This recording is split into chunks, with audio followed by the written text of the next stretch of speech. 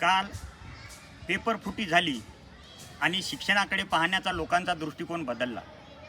शिक्षण म्हणजे काय तर निरक्षराला साक्षर बनवणे। शिक्षण म्हणजे काय तर निरक्षराला साक्षर बनवणे।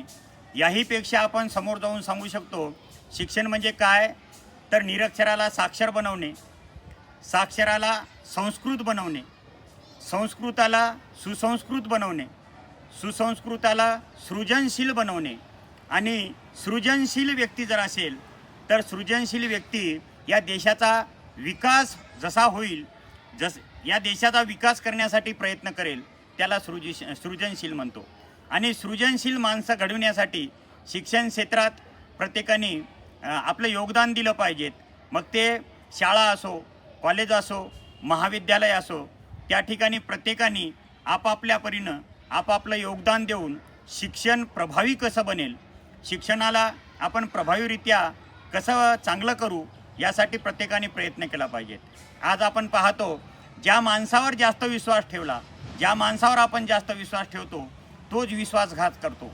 या ठिकाणी म्हणतात, एक म्हण आहे, तळ राखेल तो पाणी पिईल, तळे राखेल तो पाणी पिईल, ही एक म्हण आहे।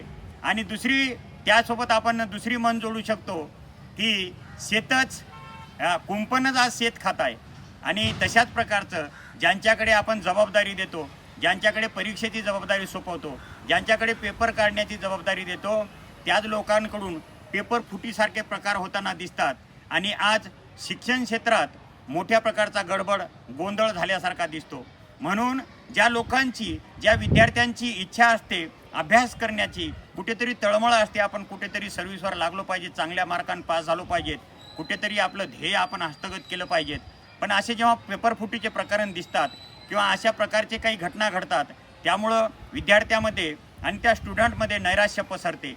म्हणून त्या विद्यार्थ्यांना सांगू इच्छितो की अशा प्रकारच्या घटनेकडे दुर्लक्ष करून आपण आपलं जे ध्येय आहे ते ध्येय हस्तगत करण्यासाठी सतत आपण शिकत राहिलं पाहिजेत, प्रयत्न करत राहिला पाहिजेत।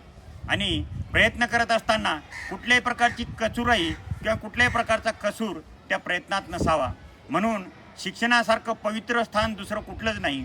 आणि या पवित्र स्थानामध्ये, या पवित्र क्षेत्रामध्ये आपण शिक्षण घेत असताना किंवा शिकत असताना या देशाचा उत्तम नागरिक घडण्यासाठी किंवा घडविण्यासाठी आपणच प्रयत्न करायचा।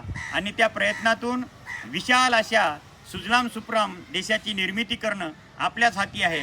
म्हणून ज्या ज्या गोष्टी घडतात त्या निग्लेक्ट करत असताना, काही गोष्टीकडे दुर्लक्ष करत असताना, काही गोष्टी मनामध्ये ठेवूनही आपण चांगल्या प्रकारचं जर शिक्षण घेत राहिलो आणि येणाऱ्या काळात आपल्याकडे ती जबाबदारी जर आलीच तर ती चांगल्या प्रकारे मी कसा पार पाडेन यासाठी जर आताच प्रतिज्ञा घेतली, संकल्प केला, तर चांगल्या पद्धतीनं आपण शिक्षण शिकू शकतो आणि शिक्षणाचे हकदार बनू शकतो। यासाठी मित्रांनो, चालण्यासाठी वाट असते, वाटेसाठी चालणं असते, कोणीतरी सांगितलेलं आहे।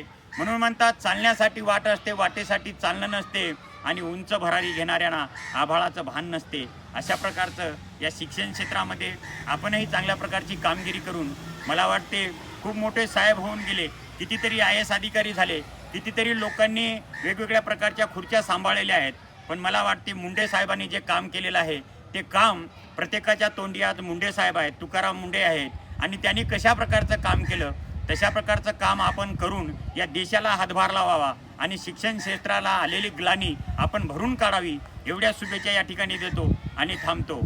जय भारत।